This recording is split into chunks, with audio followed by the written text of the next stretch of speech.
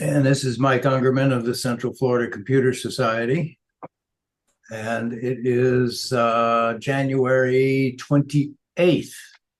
And this is our first TechSIG since last fall when we had some conflicts in November. And then I slept through the December meeting. And we have lost Bob Farney. No, he's still here. Okay. I see that the video has just gone black. Gee whiz. I turned you off,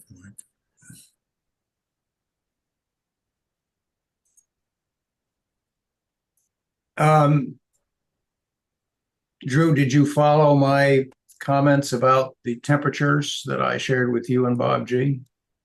Yes, I was going to ask you about that. You have an unexplained heat issue. Let me share the screen. You can see what it's Oh, he's doing recording right a meeting, but I can't. Let me see here. Yeah, I know. That's okay. Uh, Can't turn the volume down. Share screen. Desktop 2. Share. Yo, speakers. Turn the speakers up. So there is the No, they're not on. current real-time chart. This is on my laptop. And at, let's see, 1904, 1834. So that's about 15 minutes ago. What was I doing? 15 minutes ago, all I did is came in and started reading email. And since I've had Zoom on, I really haven't had any. So these are the kind of spikes that I'm getting in temperature. And they're very short-lived spikes, just a single zap up and a single zap down. So if I had the computer working overtime for some reason, right now it's showing my CPU usage is 19%, which on this chart would be very low. Let's see if that pops up. Oh, there's CPU usage. Okay. Purple. Okay, so that's interesting. So here's a spike in CPU usage, but the temperature is still okay. CPU usage is purple. Yeah. So what is the greens that's spiking? Green is TCTL, whatever that is. And that's the one that's always high. The max, the computer's been up since about 3 this afternoon, has been 173 degrees. And most of those are just in spikes. Some of them are close to, the spikes are close together, but. Right. So. What program are you running to show that? Is that something that's built into Linux? This is a new Linux program that I found called P-Sensor. And it was in my software store under LMD. I just searched for it and it popped up. Well, I searched for temperature sensor and this popped up. But you can search for P sensor and it should pop up for you. Interesting that it doesn't identify itself as CPU temperature, but that being the highest, I would think. I'll have to check with the author or with one of the AIs what TCTL is. And composite, I would think, is sort of an overall temperature, which stays pretty good. It's 100 Fahrenheit is fine. And this one I don't believe at all because my room temperature here right now is 77 degrees. So there's no way that I can have something as cool as 68 degrees. And edge, I'm not sure what an edge sensor is, whether it's a motherboard edge. I don't know. Don't know. So. But the reason I did it, I started doing it was because, and it's not doing it now, which is good. I'd come back after being gone for the day and just leaving it in standby. Well, not really standby. It's sort of a hybrid standby. after 30 minutes or so, the screen sort of dims, but nothing's going on. You're not really in standby because the screen isn't black. And all I do is move my mouse pointer and I'm back up operating. So I'd come back and find the screen completely cleared and just on the desktop, which to me meant it rebooted. And interestingly enough, it rebooted without me having to enter in my password, which Linux requires. And that happened overnight as well.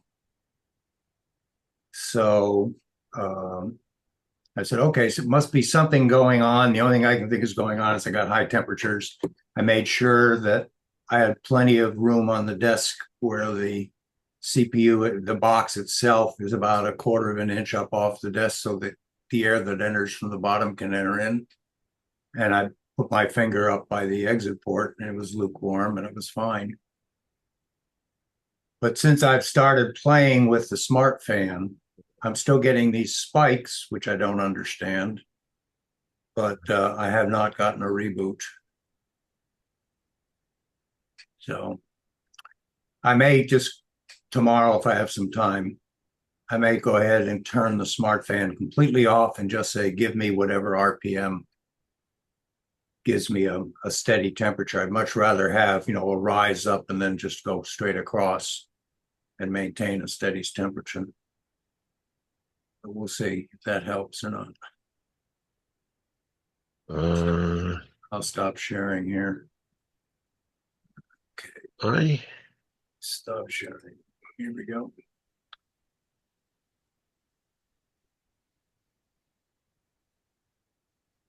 don't clear.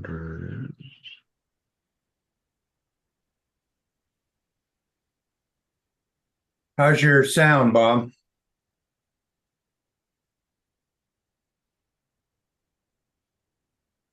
I guess now I'm so quiet you can't hear me at all.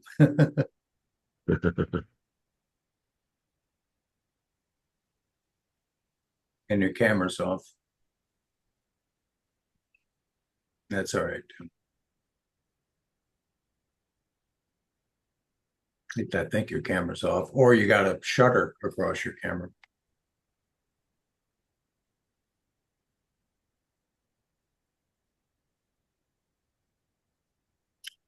What else? No, he didn't mute me, I don't think. Oh, there you are. Can you hear me, Bob? Yes. Oh, good. Reasonable volume? Yeah, it is. I had to turn it down inside Windows. Yeah. It wouldn't do it the way Mr. King suggested, so we kept searching it because it was really blasting. Okay. Well, but it's fine now. I can adjust it. Yeah, that was really odd. Most keyboards usually have a volume control too. Yeah, I tried that. It's at 5 and 6, but it still wouldn't do it. This thing has Sound Blaster speakers in it. It's my old Origin PC, and I'll tell you what, they work well. I thought of getting a USB sound card for this new Mini because I couldn't figure any way to get digital sound from the Mini itself, short of using the USB-C plug that's on the front panel, which is to USB 4 spec. And the chip actually has Ryzen sound, Rembrandt or something like that. Okay. Digital sound, but there's no digital plug to get that sound. Now I am using HDMI cables to go to my monitors. Sure. And I've disabled the sound on the monitors because I'd much rather use the sound bar. So maybe that's how I can get to the digital sound if it sends it out the USB cable. But at any rate, I thought about getting a USB sound card, and that would also have an optical output. But I just figured I just didn't need to spend the money because I'm not really listening to music. Well, in this instance, I guess it's okay, right? Yeah, and for voice, it's fine. I think it was something like I don't know, 24.95 soundbar Oh, from yeah, but Amazon. how big is the sound bar? Um, Well, Mike, it's I think I can help you. it's from my hand to my elbow in width. Okay, I have to find it. I had a sound bar that I bought for the laptop. It's USB. Mhm. If I can find it, I'll give it to you Well, because I just don't use it. the one I've got's working fine. Oh, it is. Yeah. Okay. Okay. And this is one of the few minis that actually has an analog audio jack, theoretically for okay. headphones on the front, Sure. but it works fine. And it takes USB power, so I just took an extra phone charger Okay. and used that. So this is the first time I think I've joined in this forum. What do people just talk about like they Any did at Denny's?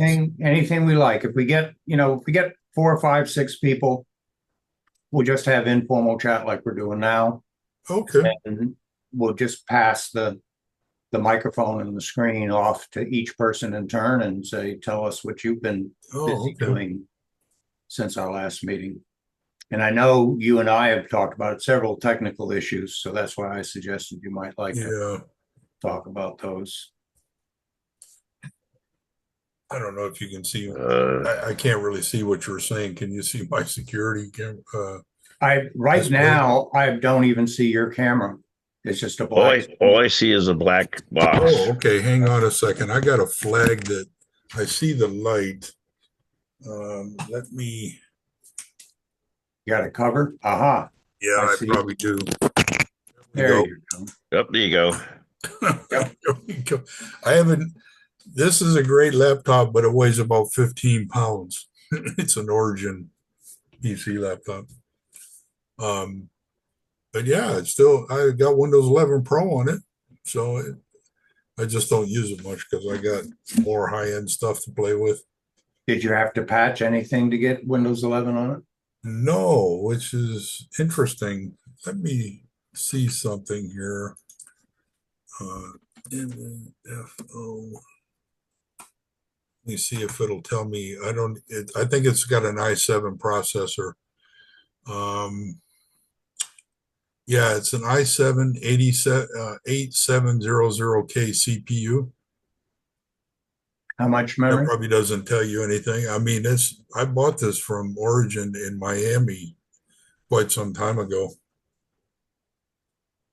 And every time I turn it on, it's working great. And what was nice is these Sound Blaster speakers and sound system in here is phenomenal. I bought an Origin about a year and a half ago, and it was terrible.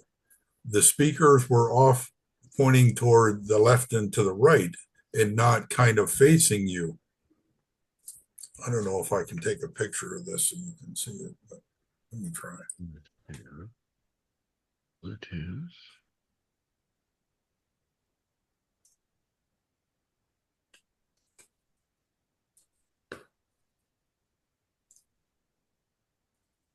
This may not work too good. Can you see that?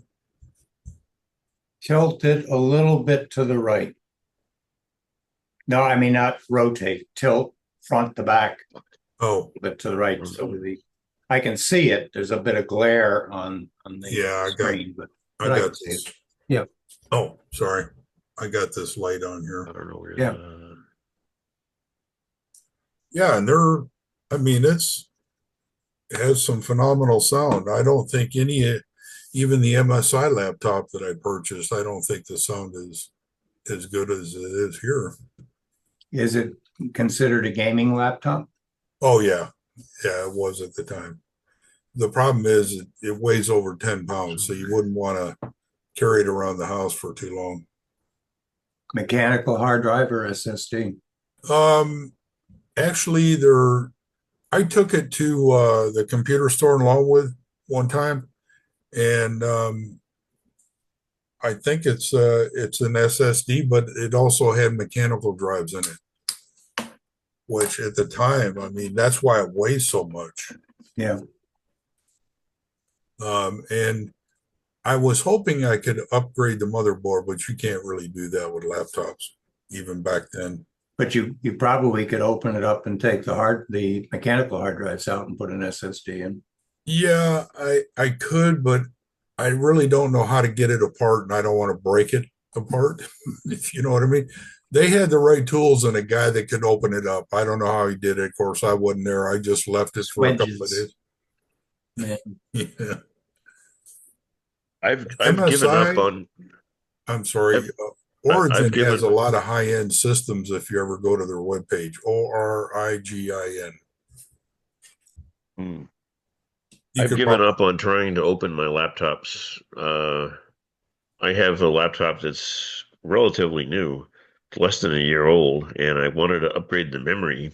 uh-huh, I can't. I took all the screws out. I had like 18 screws on the bottom. I took them all out, and I still can't figure out how to get the damn cover off. And instructions that they show on YouTube for this model, they tell you to take the screws out and then use one of those little pry tools to right. separate the and I can't figure out where on this laptop I pry anything apart.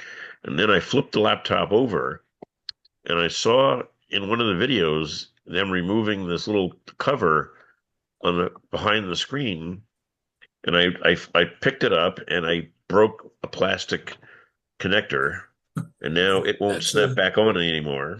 And I said, forget it. I'm done.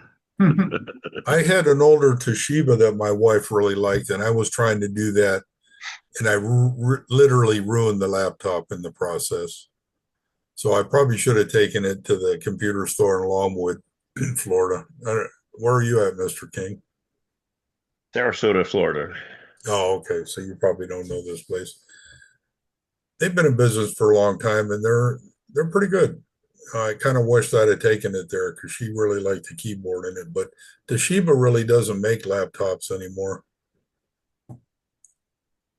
If they do, they're not of any consequence. They're not competing They're not a big anymore. name anymore if they are. I Yeah, remember decades ago, everybody had a Toshiba laptop. yeah, yeah. They were nice. Well, tell us about Bob. Tell us about your experience with Windows Update.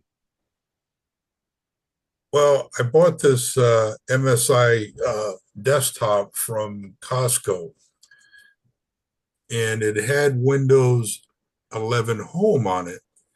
And I always want to update to Windows 11 Pro, at least while it's still active. And I couldn't do it. So I called MSI, and the guy tried to tell me that there was a BIOS setting. And I mean, I'm not totally foreign to BIOS settings, but I couldn't figure it out. I don't know where I saw it, if I just had an idea. And I had a full version of Windows 11 Pro. I disconnected the laptop, or excuse me, the desktop from the internet, and it installed just fine. So it must have reached out to Microsoft when I was connected to the internet and it wouldn't let me do it. I tried several ways and it just didn't work Mm. until I disconnected it from the internet, and then it worked just fine. So you got it up, you got it running, and Yes. then Well, it's been running for a while. I've had Windows 11. I probably bought it just about a year ago now. Um, but Microsoft did an update with 24H2.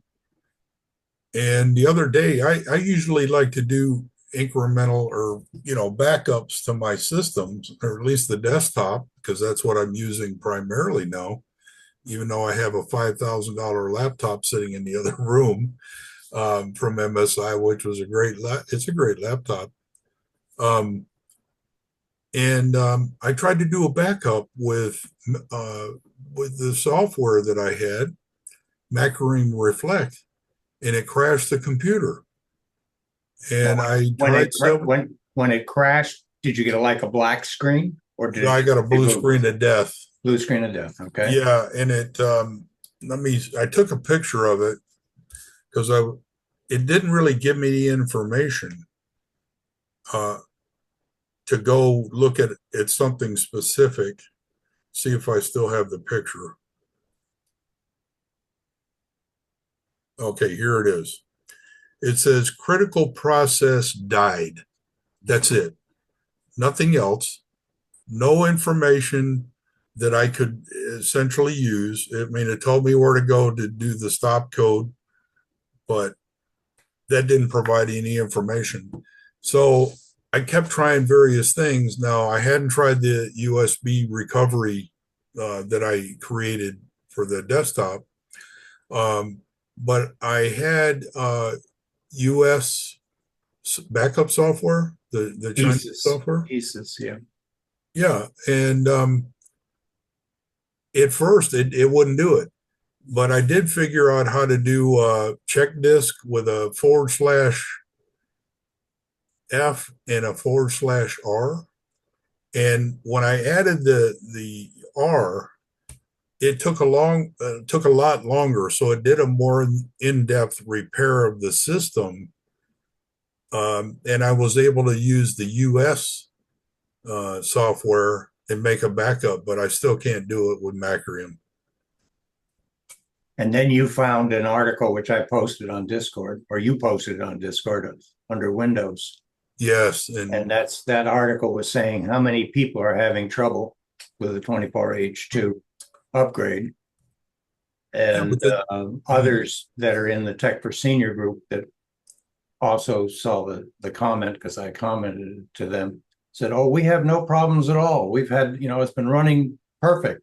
All operating systems are going to have problems. And I'm thinking to myself, if I go back into Windows 10, I can't remember a time of as many faulty updates as they're having right now with 11. It's not to say it didn't happen, right? But this Microsoft just really has been putting stuff out, and I guess using the general public to be their beta testers, because lots of people. Huey had a problem. Huey bought a brand new computer from Dell.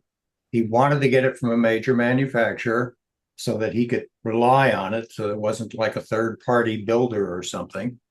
And it started, as soon as he got 24H2, it started giving him the blue screens. Oh, wow. And if he talked to Dell, Dell had him talk to Microsoft had him talk to Dell. Dell said, well, let's run a memory test. You must have bad memory. And ran memory tests, and there wasn't any problems. And they said, okay, we'll have a technician come out, and we may change out some components or do something. And I'm trying to remember, if he were with us tonight, he could probably amplify this, or he may correct me if he sees the video.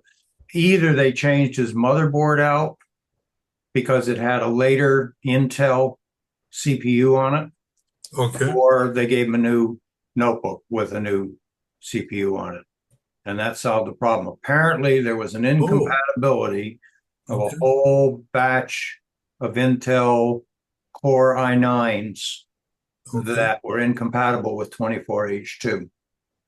And you stop and think, how does that happen? What is it in the microcode that's running on a chip like that a particular update would cause? Because Microsoft is trying to make sure that people run Windows on hardware that they approve that you run it on, and they look at your CPU. That's how the Windows installer won't install on certain CPUs. It does, yeah. They look at your CPU during the install, and you have to have there was a disconnect then between Intel's developers and their core level, chip level code, and the developers of the operating system, that they just didn't connect. Well, Anyway, you- getting the latest version of the chip, whether it was motherboard or replacement computer, solved the problem, and he's back up and running now. if you remember, Intel created a chip several years ago that had some bad math in it, and some guy pointed it out. But they, if you bought the laptop or a desktop and it had one of those bad chips in it where the math wasn't calculating correctly, they weren't going to do anything for you. You just had to suck it up or buy a new computer. You don't remember that, Mike? It's probably been better than 10 years ago. Yeah, I well, know. the ROM up here is getting to be more like RAM. Yeah. It doesn't have a surface life. Well, I've got you guys. How do you change your backgrounds? Okay, that depends now on the video card that you've got in the current computer. You go to where it says stop video, and again, you've got an upward pointing little arrow. And Okay. if Zoom detects that you have satisfactory video, one of your choices in that menu will be adjust background and effects. It says choose avatar. Otherwise, you're just going to see camera, video settings, that type of thing. Okay, let's see here. This is funny. There's a rabbit. I'm not sure if that's going to work. Let's see, adjust background and effects. So if I go to virtual background, I can go to some weeds behind me, I suppose. Yeah, I don't Go to the San Francisco Bay Bridge. see any options. I can go to Earth. I can So blur, Hmm. and I've got the computer society. What is this? But I see can't do Mr. that on- I see can't do Mr. that on my King has notebook. a pair of glasses that keep following him around. Yeah. Yeah, that's another option that you can decide. that's called a video filter. Yeah, video filters, right? But you want virtual backgrounds. Yeah, it's not well, unless I hit this X. I can add an image like you did, Mike. Okay. But yeah, I'll try it later.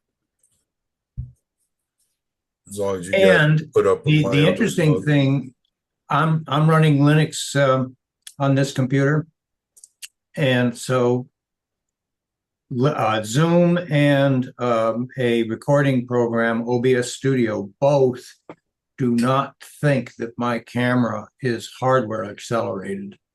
They think it's using software drivers. Oh, okay. And as a result, the only thing I can do right now in Zoom is use backgrounds that have been previously approved under Windows. They were there when I brought up my account and logged into it. When I go to try to change to a new background by uploading it, it doesn't show it. And if I try to use it in Discord, Discord won't show any background at all if I'm running it under Linux. If I go over to my Windows computer, it will.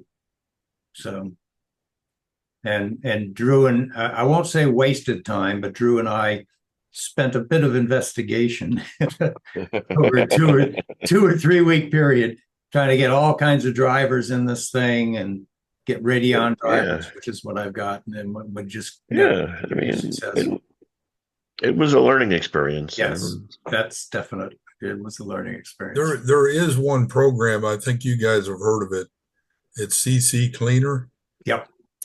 Now, to me, that has a pretty good, it will update your drivers for your software, but mine are about to expire and I'm not going to renew because I don't want auto renew, and all of these manufacturers now are forcing you to do that. Yep. Oh, but I found, do you remember Ken Rigby, Mike? Yeah. Okay, so I had lunch with him the other day, and that came up in the conversation. Let me see. He's been using this for many years.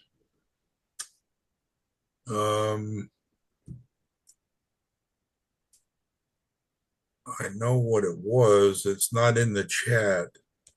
Let me check my chat. Okay.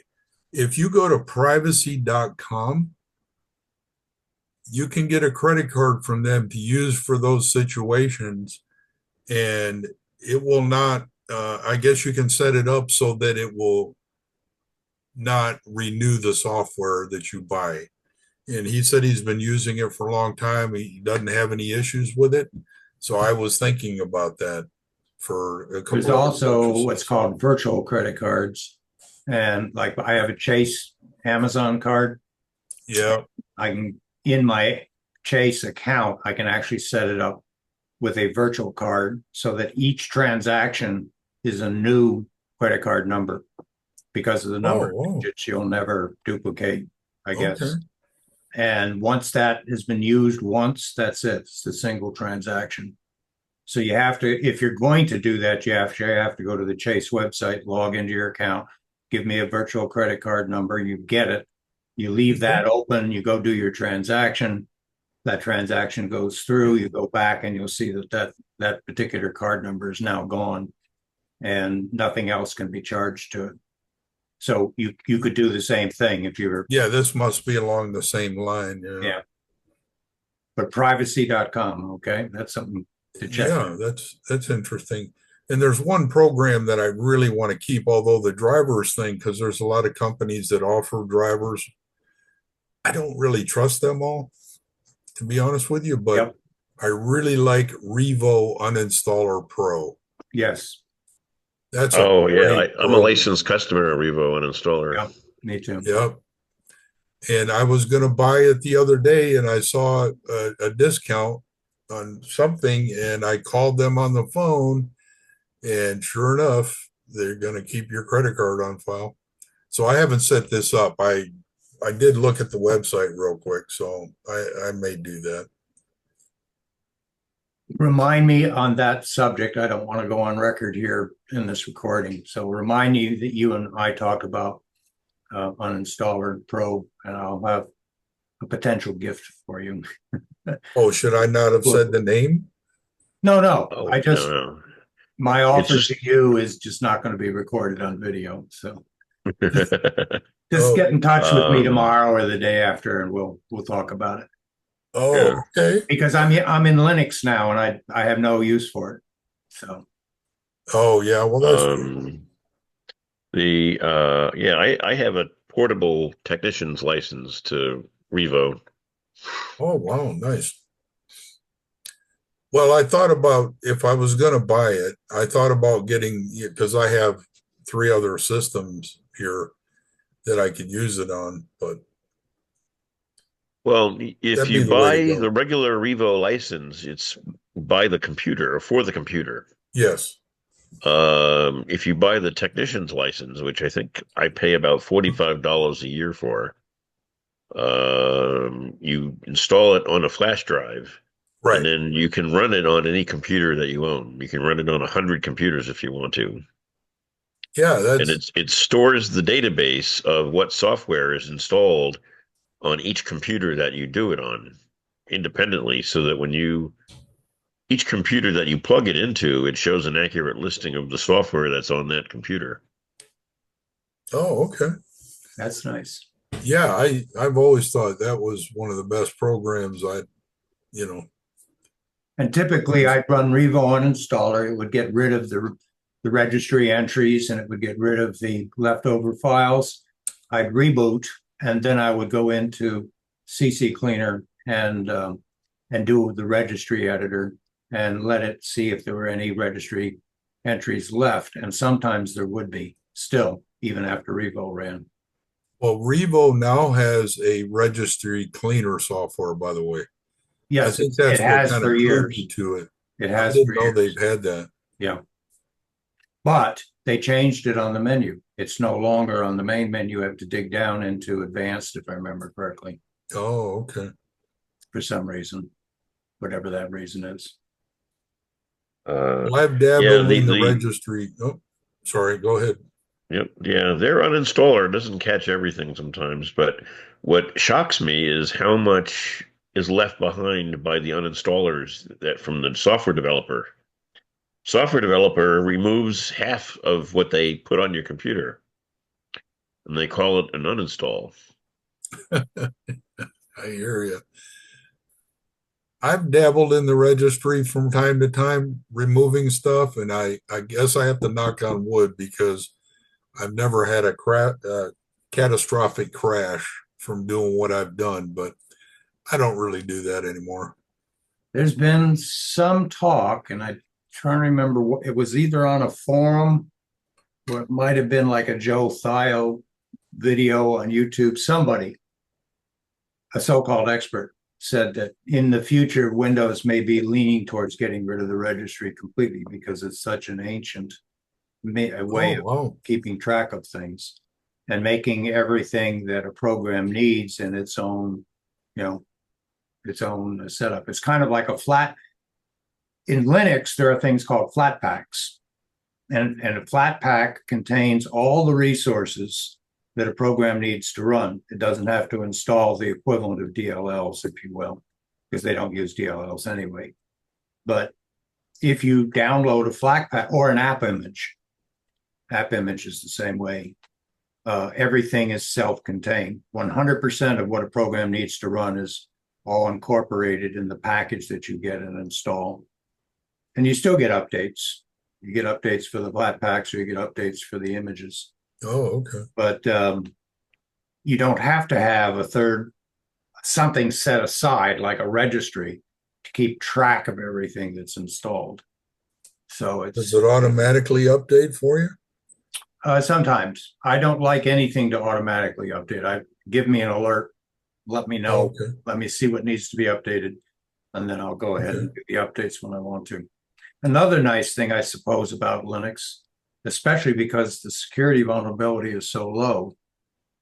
Number one, here I go on record for anybody watching this, but I have no antivirus software whatsoever on this computer. Now, there are a couple of antivirus packages out there designed for Linux, especially for workstations.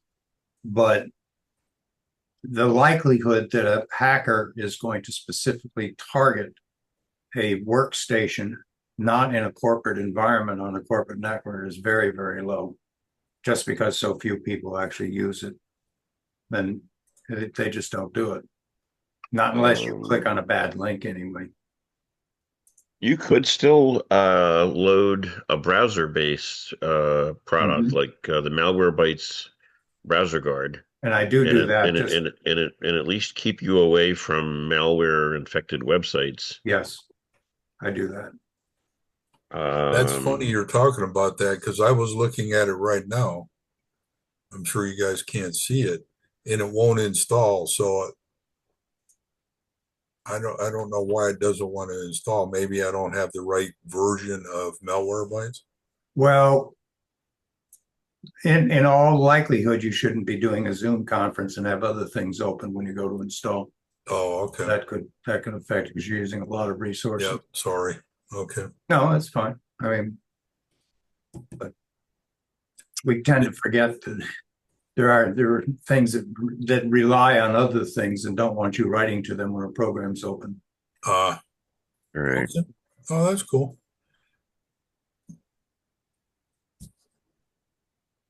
Let me see. Do I have anything else to share? I can't think of anything that would be interesting. I missed the Denny's things. Those were a lot of fun. Yeah, we had fun. And Yeah. we did some hybrid meetings where we would, do a Zoom broadcast at the same time that we were going around the room talking, miss having the food at the same time, and just the face-to-face comradeship. Yeah. Oh, I have something. I just purchased a new camera for the car. I like to have one in the front and one in the back. And I had to work through a couple of things for power for the one in the back.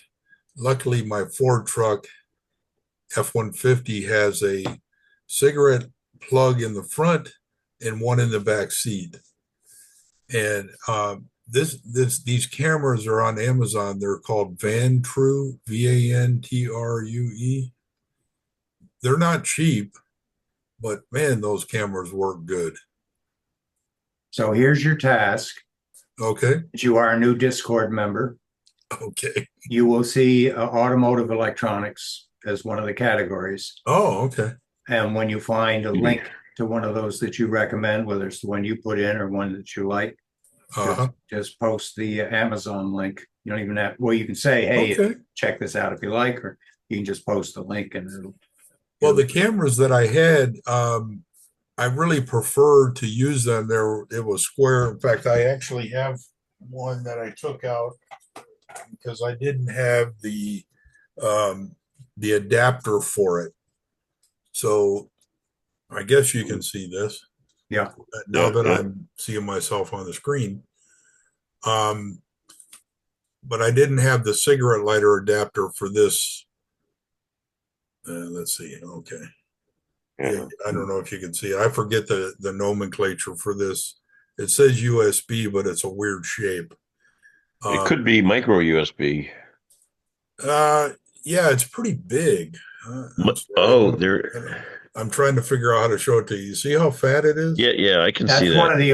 one of the older first mini Yeah, USB plugs. yeah, that could be a mini USB or Mm-hmm. micro USB. Micro is not like that. Micro is very small. Very thin. Yeah. Yeah, and The older ones. I don't have it here. I got all kind of crap. That might be called a can't see mini my USB. room. It's terrible. But anyway, the new camera that I bought, because they don't sell this one anymore, and it has a camera on the side to look in the back seat. There's the one you Oh just, yeah, that's it, Mike. What's that called? Micro? it's mini. That's This is Mini. this is an Amazon cable. Yeah, so USB, it's called standard mini USB. USB. okay, mini USB. Yep. All right. I had it working in the back seat because it went from mini to a USB connector in the back seat for rear seat passengers, which I don't have any room back there to do that. And when I tried to connect the front camera, I thought it was using the resources, and I finally figured out that I needed to use the cigarette lighter function in the front for the front camera, but I was able to turn off the back seat camera on the side because there's no reason to have that. And what's it doing in the back seat? Pointing out the rear window? Yeah, it's pointing out the rear window, but the thing I liked about the older style that I showed you, the screen is bright. And I forget, in 3 minutes, the front camera dims, and when you're wearing polarized sunglasses, it doesn't look like it's on. So I kept having to drop my sunglasses to make sure the screen was still on. And I called the manufacturer in California, and she said that they designed this later version, and it was kind of oblong because it was a distractor, especially at night. To me, it wasn't a distractor, but you can't change it. Only the owner would have access, through this method to see the cameras if he happens to be outside of his space.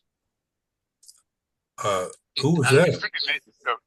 Drew's listening to something. On his phone Your mic's on, at Drew. dinner Oh, and go into and see the cameras and see what's going on. Yeah. A lot of times, yes, they want this, but most of my owners, unless something happens. I muted you, Drew, until you're finished. He's listening. I thought it was related to what we were talking about. I couldn't quite tell. He'll unmute. Oh, okay. Oh yeah, I see that. It's on mute. Okay.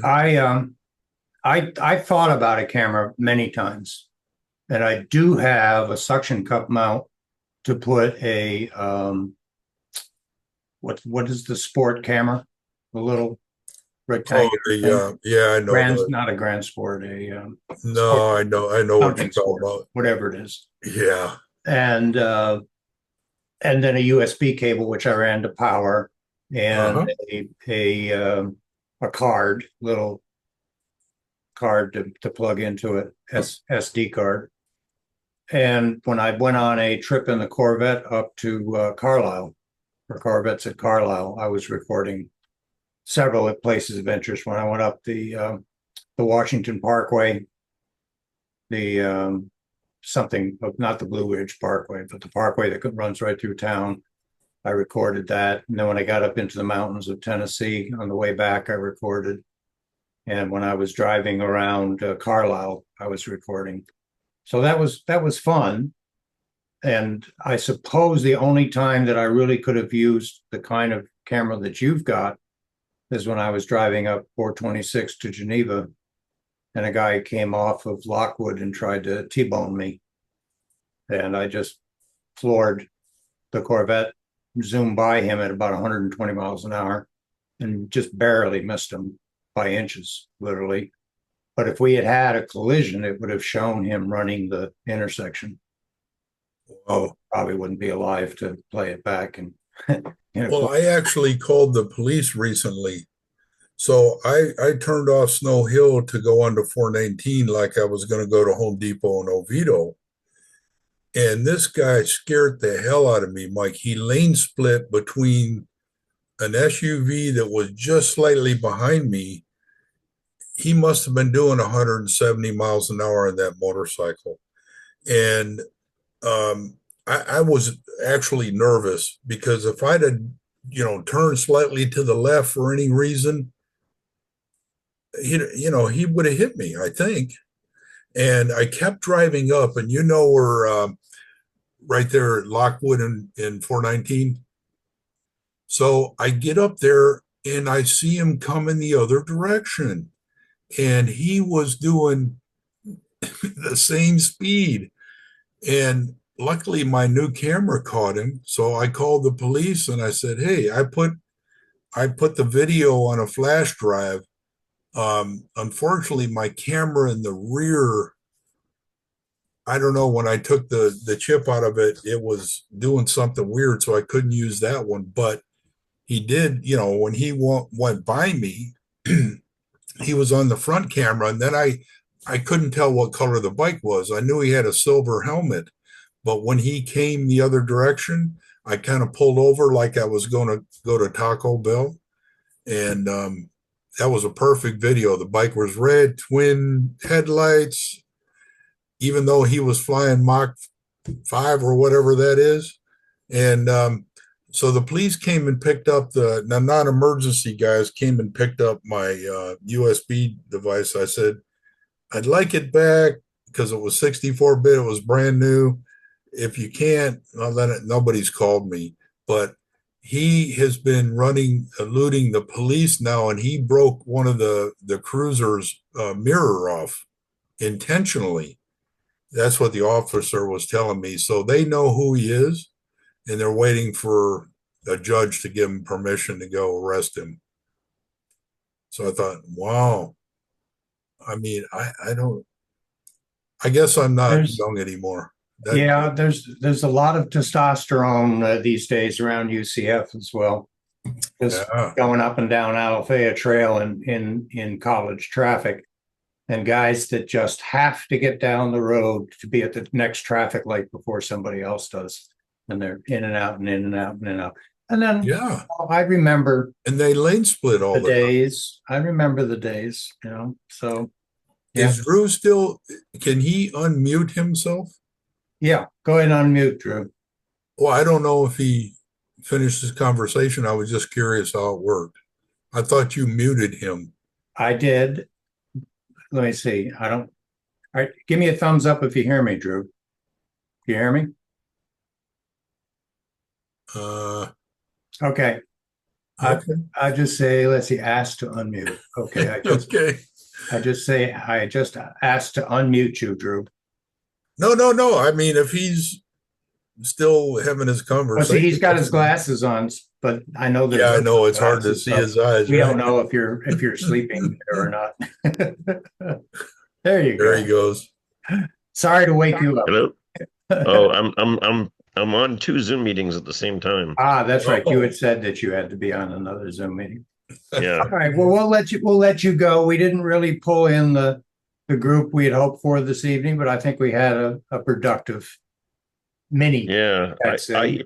I came prepared to talk about 30 different Android apps that are my top favorite, not 30, but close 20, Any other ones that I 20 or so apps that are kind of Drew's favorites Android apps. Let's do that Um, for the main meeting in February if you're available. yeah. And then for each of you, if you don't know, I just learned this myself last week. On Windows, Linux, and Mac OS, there's a browser called DuckDuckGo, Oh yeah, I've had that for a long time. Yeah. and it has a built-in video player that is designed specifically to bypass YouTube ads. know if anyone's been in that Oh. situation or they've tried to get And so if you don't have to have a YouTube Premium account. If you have an Android phone or you have an iOS, an Apple iPhone or one of their Apple notebook pads, or if you're on Windows and you go to youtube.com and you want to play a video, let's say you can type in 2025 new full-length movies and it'll give you a list of movies, and some of which aren't even supposed to be uploaded, and but somehow they get there and you click on them and they just play.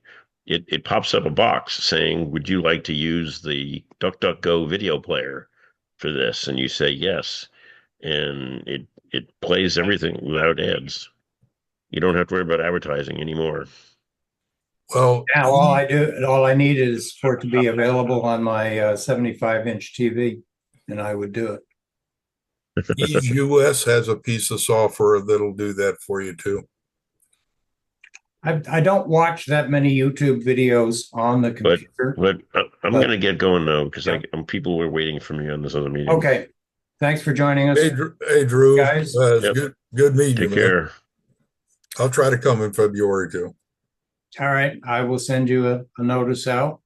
Okay. Thanks for joining us, Bob. You really have been a member of the Central Florida Computer Society for many years, just I have. more or Yeah. less inactive of late. So Yeah. welcome back. Yeah, I hear you. Am I going to be able to try to figure out how to put a background here? Or do you have You to can stay? you can do it now. I mean, you can see if it's there. Again, where it says stop video, you hit the upward arrow.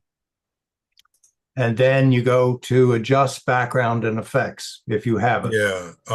And then under background and effects, underneath your video, I'm looking at it now, there's video and then there's virtual backgrounds. If you can have virtual Well, background. it doesn't, it's not allowing me. At a minimum, you should have none and blur. And I think I just downloaded a picture. I don't know what it is. well, you don't have to. Okay. That's that's actually a picture, a screenshot of my router. Yeah. Okay. So, but it comes stock with a couple with about 5 backgrounds. Okay. This is one of them. So that was stock when I installed. Well, it's not actually, I'm on virtual backgrounds. Mm-hmm. And it doesn't show me what they are. It's not offering it to me. Says mustache and beard, none. No, that's filters. Well, I'm on virtual backgrounds and it says yes, but I see the virtual backgrounds. You scroll down to it. Oh, you can see that. Oh, okay. I can't see it on your screen. I see it on mine. Oh. Then it's got the words in black, virtual background, and then there's a plus. But below that, there should be a rectangular icon that says none, a rectangular icon that says blur, and in my case, it's got the icon for the San Francisco Bay Bridge, which you now see on my screen. Yeah, I do. And then it's also got this field of corn, I guess. That came standard with Zoom, and then it's got whatever that is, Earth seen from space or something. And then I had on my Windows computer, I had put the Central Florida Computer Society And I think there was I'd had a lobster dinner in Maine and I was showing it to somebody. So Okay. but all that was done on a Windows computer. On this Linux computer, I can't add anymore for some reason. Well, it's not, even if I hit blur, so under virtual backgrounds, it says none. And then over to the right, it says blur, but it doesn't do anything. And then it says, I have a green screen, but I can't activate it. So Yeah, you'd actually have to have a. It's not. Oh yeah, I see. Required users to always use virtual background option. Okay, so in this meeting, it says this option is not available when require users to always use virtual background is enabled. And I didn't set this meeting up, so maybe Huey set it up that way. Oh, I I see. don't know. Yeah, I see you got like a blurred something back Right. there. And then I can just go back to that. Well, this reminds me of that Microsoft Office program we used to use. You could have different pictures behind you so people couldn't see in your house. Yeah. But I All haven't. right. Well, good talking with you, and I'll see you on Discord. All right. from time to time. So I'll go to Discord and set up a link for Vantru. Those are, I think this camera was $250 for the front, but they gave you a $50 off coupon. And they last a long time. They're good cameras. Here, let me share my screen here. Okay. I'm going to close this and I'm going to share. Oh, you can share. Oh, okay. Okay, so there's the Discord, CFCS, and I think it's automotive tech. Let's see, car tech. Okay, there you go. Oh, okay. Car tech. Mm-hmm. And then just paste in the link of that camera, and it'll pop up the website or the YouTube or whatever if it's an Amazon, it'll pop it up. And if you want, you can even preface it by saying, here's a car camera that I really like, and you might like to check it out or something like that. Okay. Yeah, like when I posted that other link, I didn't put a title on it, so that makes sense. That's an interesting U.S. to ban Russian and Chinese software and hardware in vehicles. Yep.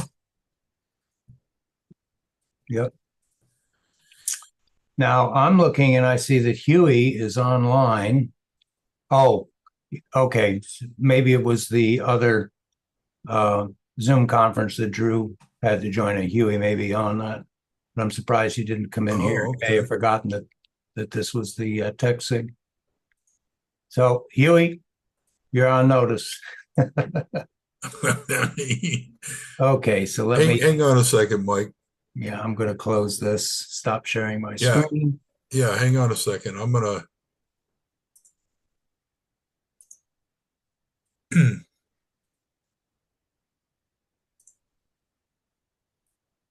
I guess I can share my screen, right? Yeah. Mm-hmm. Just click the green share screen and pick what you want to share. Yeah, hang on a second. I'll show it to you. Here it is.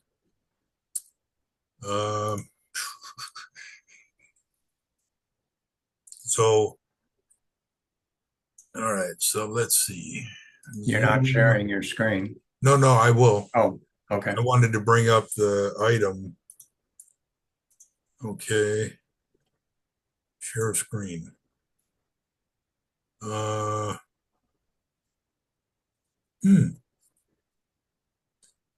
it's behind us. No, it won't be a background.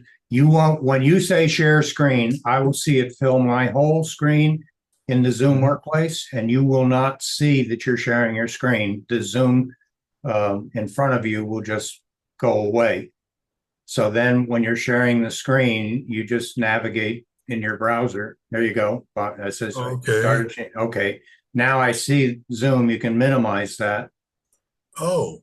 And then just show, now I'm seeing your desktop. Now you can, you brought Zoom back up again. I'm trying to. I see. Just, open a tab.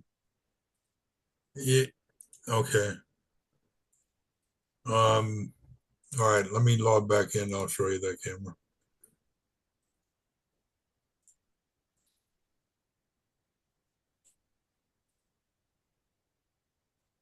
So you can see my screen now, right? Yep. I'm on Amazon. I've had a problem lately that Synchrony keeps sending my negative balances to me. I said, guys, why are you sending me my money back? Because I always pay more. Oh, okay. It was $250 with $55 off. Now it's at 199. Yeah, so they just discounted it, I guess. Mhm. But it's a nice camera. And you can So see it looks this. like it's got two lenses. It does. This one is pointed toward the back seat. And you can go into the settings and turn it off because you see right here, it's showing that it's, you can see a car behind you like it's pointed toward, I don't know, it's kind of weird. But you can turn that off because I would never have anybody in the back seat and it wouldn't be really visible to want to record that. But you can turn it off. Well, if your backseat camera is waterproof and if you can put an extension cord on it, then having it on your rear bumper, Oh, but that kind of thing. But see, I rigged something up to use the camera that I showed you, Mm-hmm. the square one, not this one that's up here. Yeah. That's more complicated and I never wanted to try to do that. And see the mounting thing that's on top of it, it's just not really, I guess you could spin it back. I don't know. It's weird. So I have that. I mean, I could give it to somebody. I'm not going to use it. But you can power it off this thing up here. It doesn't really show you. Yeah, I guess this would work. You could do that. But in the suction cup, in the arm that you slide it over to make it stick to the window, like a suction cup, there's a power adapter there, US, the new one for the Amazon, or I'm sorry, for the Samsung phone. I forget what it's called. Yeah. But when I was seriously thinking about cameras, and if you go to the Auto Car Tech, you'll see I posted a whole bunch of cameras. I posted some comparisons, some recommendations, top 10 top cameras, that kind of thing. I found a YouTube video on a power adapter that essentially you open up the cover to your powered mirror, which most these days have powered mirrors.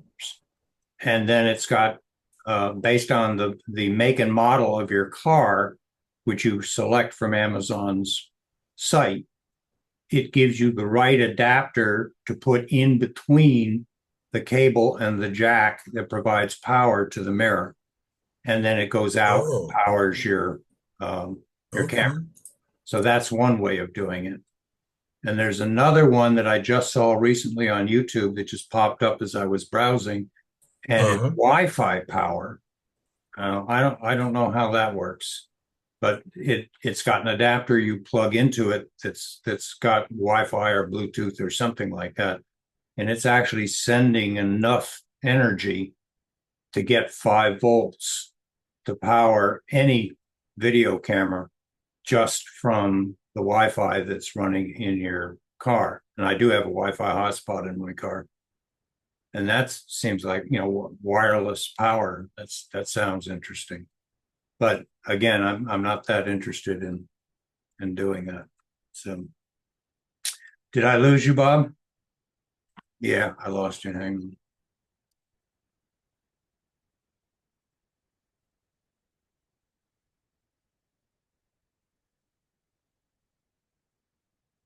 I think you pressed the wrong button, Bob. Okay, I was getting ready to hang this up anyway. Yeah. No, that's fine. I didn't want to leave on that note.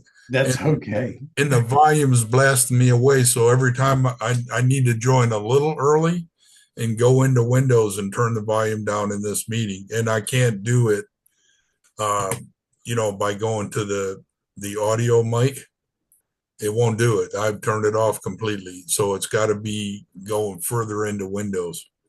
That's weird. But anyway, all right, Mike. We'll see you. All right. Am I supposed to call you the next day or two? I have something that we'll talk about. Revo Uninstaller Pro, I think is what we were going to talk about. Oh, I see. Okay. We'll Sounds talk good. about it. Yeah. Okay. All right. Good night. Good night, sir.